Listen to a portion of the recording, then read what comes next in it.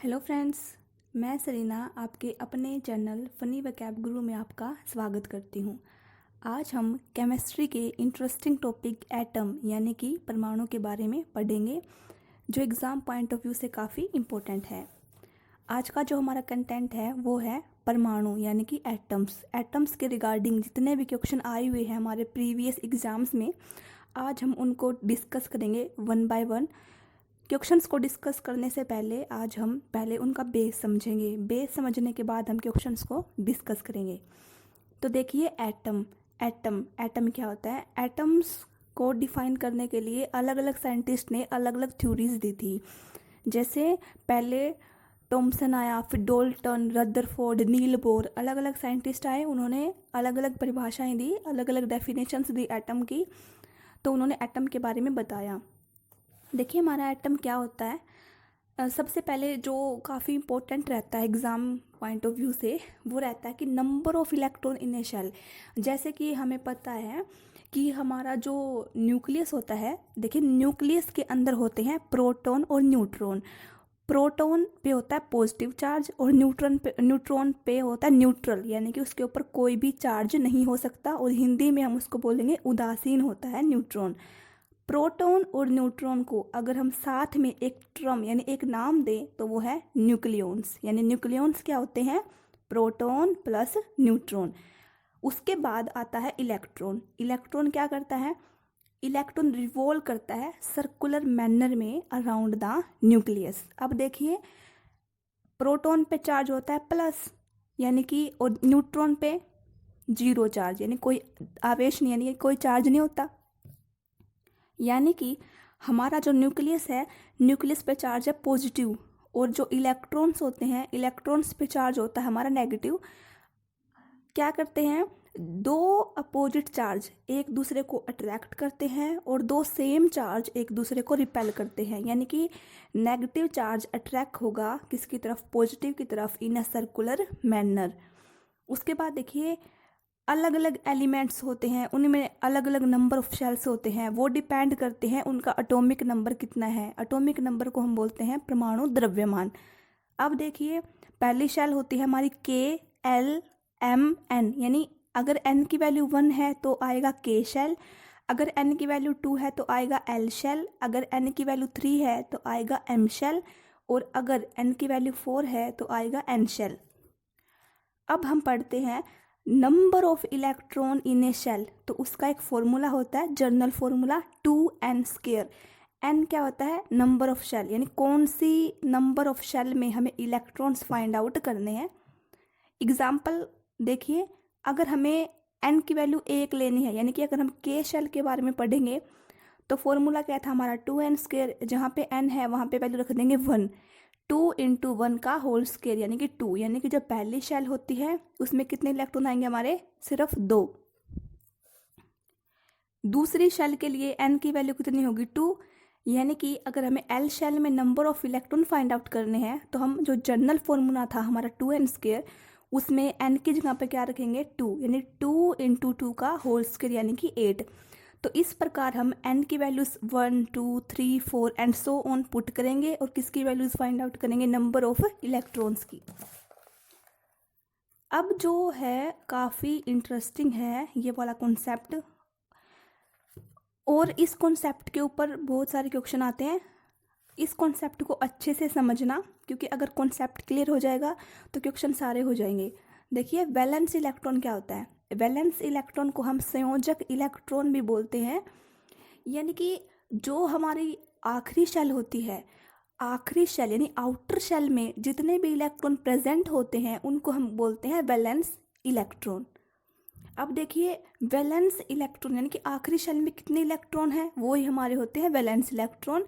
यानी कि अगर हम हिंदी में बोलें तो उच्चतम ऊर्जा स्तर पर जो इलेक्ट्रॉन होते हैं वो होते हैं हमारे संयोजक इलेक्ट्रॉन। एग्जाम्पल की मदद से समझिए, जैसे Na यानी सोडियम, सोडियम का एटॉमिक नंबर होता है 11।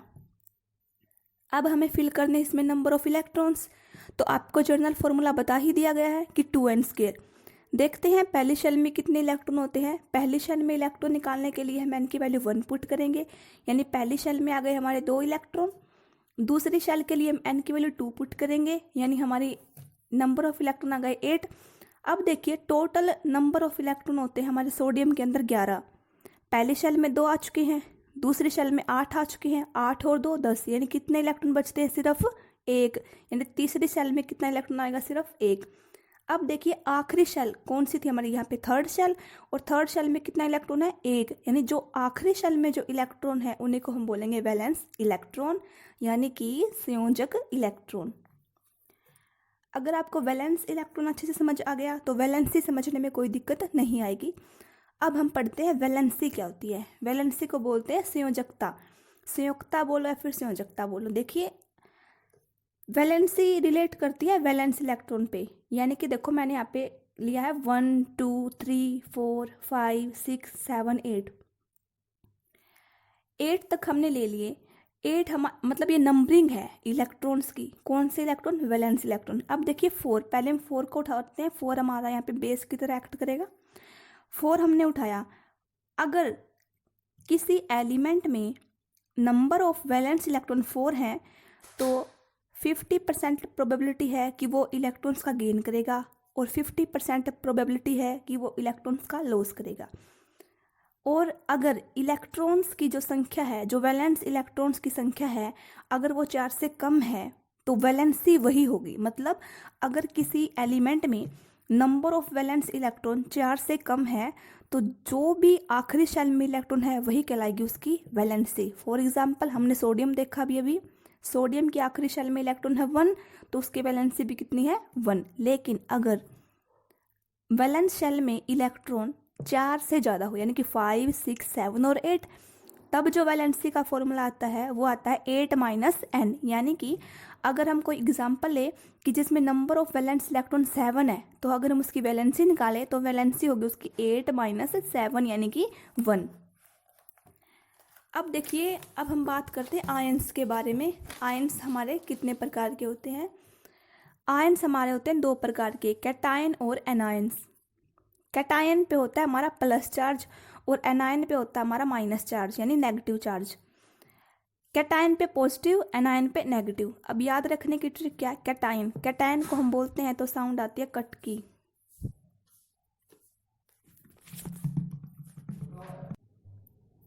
कैटायन में साउंड आती है कट की, और कट जब हम पॉजिटिव चार्ज लिखते हैं, यानी जब हम प्लस का सिंबल लिखते हैं तो हम 2 लाइनों को आपस में कट करते हैं।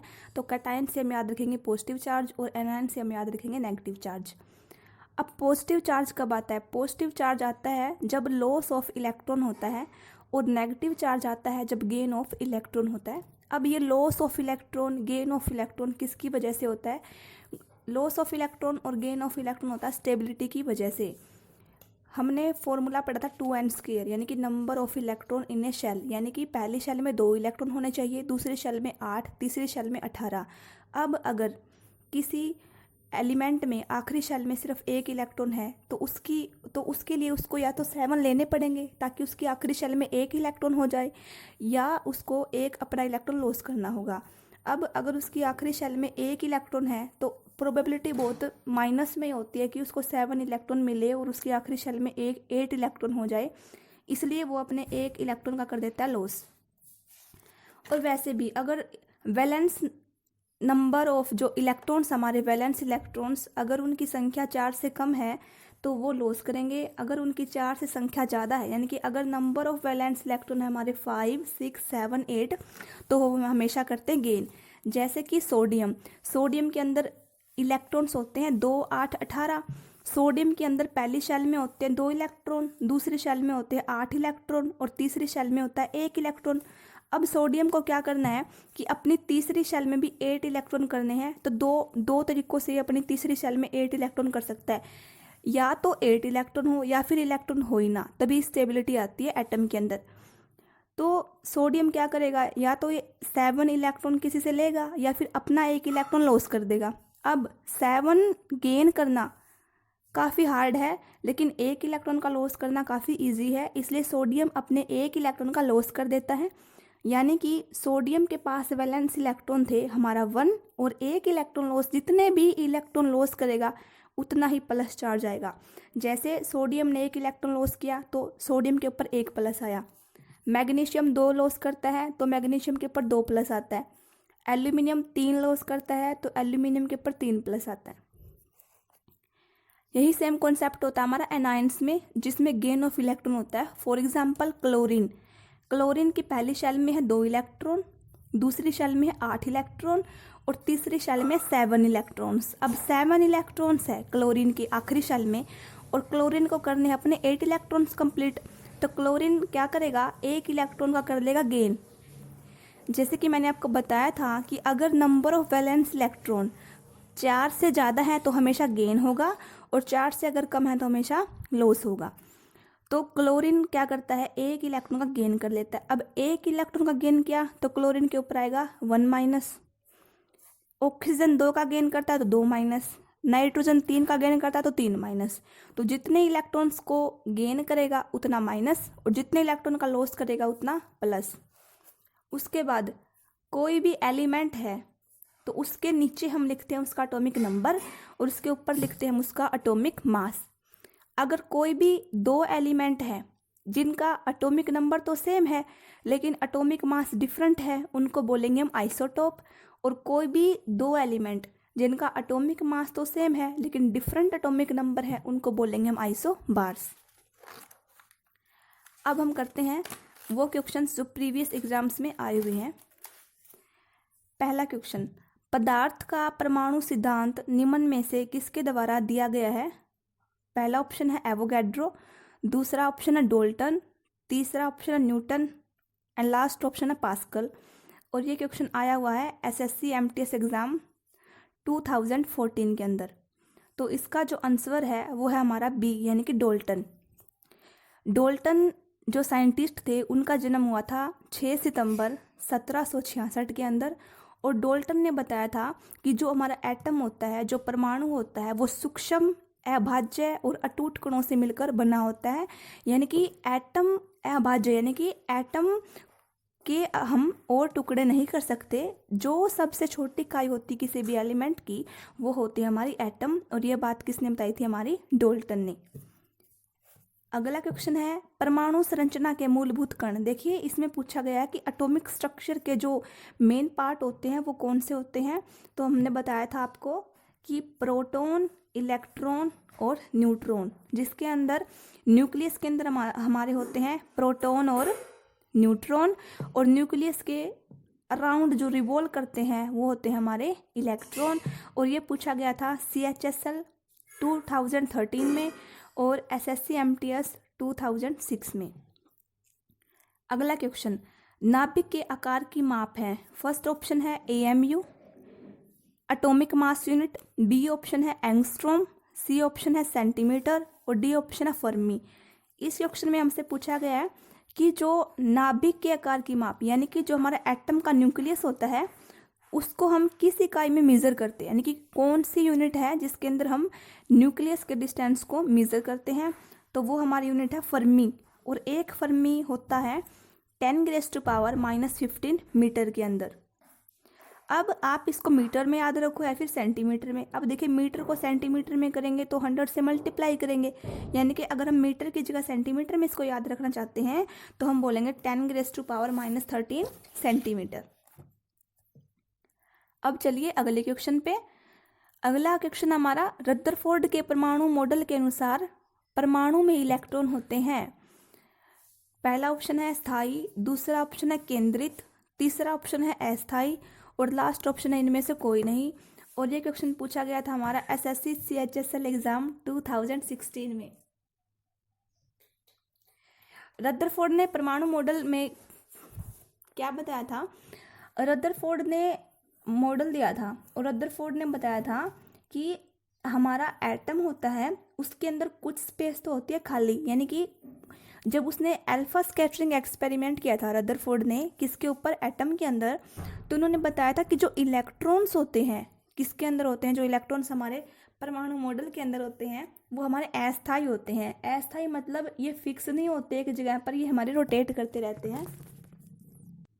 अब देखिए रोटेट क्यों करते हैं, क्योंकि मैंने आपको बताया था कि हमारा जो न्यूक्लियस होता है उसके अंदर हमारा पॉजिटिव चार्ज होता है और जो इलेक्ट्रॉन्स होते हैं उनके ऊपर होता है नेगेटिव चार्ज।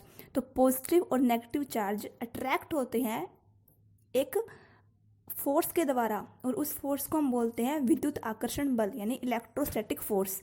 तो रदरफोर्ड ने बताया था कि जो हमारे इलेक्ट्रॉन्स होते हैं एटम के अंदर वो अस्थायी होते हैं, यानी कि वो फिक्स नहीं होते, वो हमारे क्या करते हैं, रोटेट करते रहते हैं। और ये क्वेश्चन पूछा गया था CHSL एग्ज़ाम के अंदर, तो काफ़ी इंपॉर्टेंट है। अब देखिए अगला क्वेश्चन हम पढ़ते हैं। अगले में क्वेश्चन में पूछा गया हमसे कार्बन का परमाणु क्रमांक मतलब एटॉमिक नंबर 6 है, ठीक है, तथा इसका परमाणु द्रव्यमान यानी कि एटॉमिक मास 12 है। कार्बन के नाभिक में उपस्थित प्रोटॉन की संख्या क्या होगी? और ऑप्शन दिया गया है हमें। Option number first 6, second option 12, third option 18 and last option 0। अब देखिए ये जो क्वेश्चन है पूछा गया है SSC CGL एग्ज़ाम 2002 के अंदर। अब देखिए एक सिंपल सी ट्रिक है, जो भी हमारा होता है एटॉमिक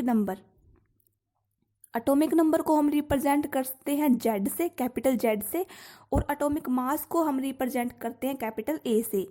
तो अब देखिए जितना भी एटॉमिक नंबर होता है उसके अंदर वो इक्वल होता है नंबर ऑफ प्रोटॉन के, और वो इक्वल होता है नंबर ऑफ इलेक्ट्रॉन के। अब देखिए एटॉमिक नंबर कितना दिया गया है हमें 6, यानी कि 6 ही तो इसके अंदर नंबर ऑफ प्रोटॉन होंगे और 6 ही इसके अंदर होंगे नंबर ऑफ इलेक्ट्रॉन। अब देखिए ऐसा क्यों होता है, एटम इलेक्ट्रिकली न्यूट्रल होता है, मतलब जितने नंबर ऑफ प्रोटॉन होते हैं उतने नंबर ऑफ इलेक्ट्रॉन होते हैं। ये नहीं होता कि नंबर ऑफ प्रोटॉन ज़्यादा है या फिर नंबर ऑफ इलेक्ट्रॉन ज़्यादा है, एक स्टेबिलिटी मेंटेन होती है। किसकी वजह से?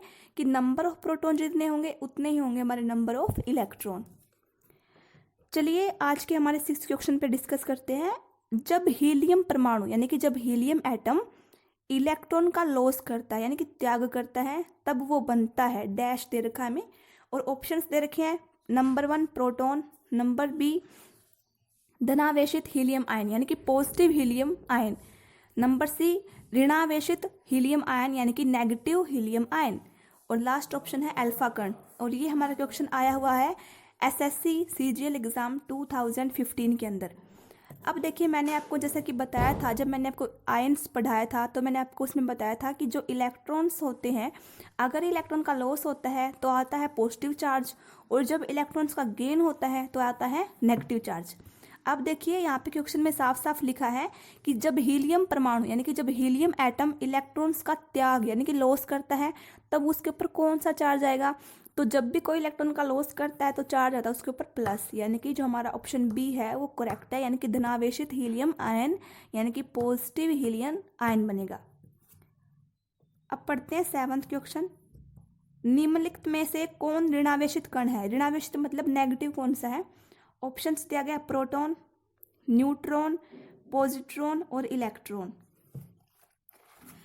अब देखिए ये क्वेश्चन आया हुआ था हमारा SSC LDC एग्ज़ाम 2005 के अंदर, और इसका जो करेक्ट ऑप्शन है वो है D यानी कि इलेक्ट्रॉन। इलेक्ट्रॉन पे होता है हमारा नेगेटिव चार्ज। अब देखिए इस बार हमें इलेक्ट्रॉन के बारे में, नेगेटिव चार्ज के बारे में पूछा गया है, तो हमसे पॉजिटिव चार्ज के बारे में पूछ सकता है या फिर हमसे जो न्यूट्रल होता है उसके बारे में भी पूछ सकता है। तो देखिए हम सभी को डिस्कस करते हैं टेबल की सहायता से। देखिए पहला है हमारा प्रोटॉन की खोज की थी हमारे गोल्डस्टीन ने, और जो पॉजिटिव का जो प्रोटॉन का जो मास है, प्रोटॉन का मास यानी कि प्रोटॉन का द्रव्यमान वो है हमारा 1.672 इंटू 10⁻27 ग्राम। अब देखिए जो आवेश यानी कि जो चार्ज होता है हमारा प्रोटॉन के ऊपर वो होता है पॉजिटिव, प्लस कितना प्लस 1.6 इंटू 10⁻⁻19 कूलम। चार्ज को मेजर करने की यूनिट होती है हमारी कूलम। अब देखिए अगला, न्यूट्रॉन की खोज किसने की थी? चैडविक ने। पॉजिट्रॉन की खोज किसने की थी? एंडरसन ने। और इलेक्ट्रॉन की खोज किसने की थी? थॉमसन ने। इनके द्रव्यमान यानी कि इनके मासेस भी दिए हुए हैं। हमें सिर्फ आवेश के बारे में पढ़ना है यानी कि सिर्फ चार्ज के बारे में पढ़ना है। देखिए मैंने आपको बताया था ना कि जितने नंबर ऑफ प्रोटॉन होते हैं उतने ही नंबर ऑफ इलेक्ट्रॉन होते हैं। मतलब एक बात तो माइंड में सेट हो गई कि जितना चार्ज हमारा प्रोटॉन पे है उतना ही चार्ज हमारा किस पे है? इलेक्ट्रॉन पे। बट पॉजिटिव पे होता है पॉजिटिव और इलेक्ट्रॉन पे होता है माइनस। यानी कि देखिए अगर प्रोटॉन के ऊपर 1.6 इंटू 10⁻19 कूलम है तो इलेक्ट्रॉन पे होगा -1.6 इंटू 10⁻⁻19 कूलम। है ना। यानी कि प्रोटॉन पे तो वही चार्ज होता है हमारा प्लस में, और इलेक्ट्रॉन के ऊपर होता है वही चार्ज हमारा माइनस में। और मैंने आपको क्या बताया था कि न्यूट्रॉन के ऊपर तो कोई चार्ज ही नहीं होता, यानी कि जो न्यूट्रॉन होता है वो इलेक्ट्रिकली न्यूट्रल यानी उदासीन होता है। तो हम लिख देंगे कि आवेश होता ही नहीं किसके ऊपर, न्यूट्रॉन के ऊपर, यानी कि न्यूट्रल होता है। न्यूट्रल को हम हिंदी में बोलते हैं उदासीन। और देखिए उसके बाद हम पढ़ेंगे पॉजिट्रॉन। जितना चार्ज होता है प्रोटॉन पे प्लस के अंदर, उतना ही चार्ज होता है हमारा पॉजिट्रॉन में प्लस के ऊपर। आई होप आपको समझ में आ गई होगी टेबल कि हम इसमें हमने क्या पढ़ा। इसमें हमने पढ़ा है कि प्रोटॉन की खोज किसने की, न्यूट्रॉन की खोज किसने की, पॉजिट्रॉन की खोज किसने की, और इलेक्ट्रॉन की खोज किसने की, और साथ में हमने पढ़ा इनका चार्ज यानी कि आवेश। अब चलिए नेक्स्ट क्वेश्चन के ऊपर। नेक्स्ट हमारा एक परमाणु के उच्चतम ऊर्जा स्तर पर इलेक्ट्रॉन कहलाते हैं। देखिए मैंने आपको बताया था ना कि आखिरी शेल में, एटम की आखिरी शेल में जो इलेक्ट्रॉन्स होते हैं उनको हम बोलते हैं वैलेंस इलेक्ट्रॉन्स। और वैलेंस इलेक्ट्रॉन्स को हिंदी में नाम दिया गया है संयोजक इलेक्ट्रॉन का। यानी कि जो इसका सी ऑप्शन है वो करेक्ट है, संयोजक इलेक्ट्रॉन। और ये हमसे पूछा गया था एसएससी CHSL एग्जाम 2016 के अंदर। नेक्स्ट क्वेश्चन, आयरन के नाभिक में 26 प्रोटॉन होते हैं, यानी कि जो आयरन होता है उसका जो एटॉमिक नंबर होता है वो 26। उसके बाद कहा गया है कि Fe2+। अब देखिए मैंने आपको बताया था ना कि प्लस का कब आता है आयन, पॉजिटिव आयन कब बनता है, जब इलेक्ट्रॉन का लॉस करता है। अब देखिए इसके अंदर थे तो 26, लेकिन 2 का लॉस कर दिया, तो लॉस का मतलब किसी और को दे दिए, तो 26 में से 2 गया, 24 बच गए। अब इसने पूछा है कि जब आयरन 2 का लॉस करता है तो उस दौरान आयरन के पास कितने नंबर ऑफ इलेक्ट्रॉन होंगे। तो इसका बी ऑप्शन करेक्ट है, सॉरी ए ऑप्शन करेक्ट है, कितना 24। 2 पॉजिटिव यानी कि 2 का लॉस कर दिया तो हम डायरेक्ट 26 में से 2 माइनस कर देंगे। अब देखिए अगर इसी क्वेश्चन के अंदर अगर ये पूछता कि आयरन 2 माइनस है, अब देखिए माइनस कब आता है, जब गेन करता है, तो 26 तो पहले ही है और 2 का गेन करेगा तो कितने हो जाएंगे 28, यानी कि जब गेन करेगा तब 28 और जब लॉस करेगा तो 24।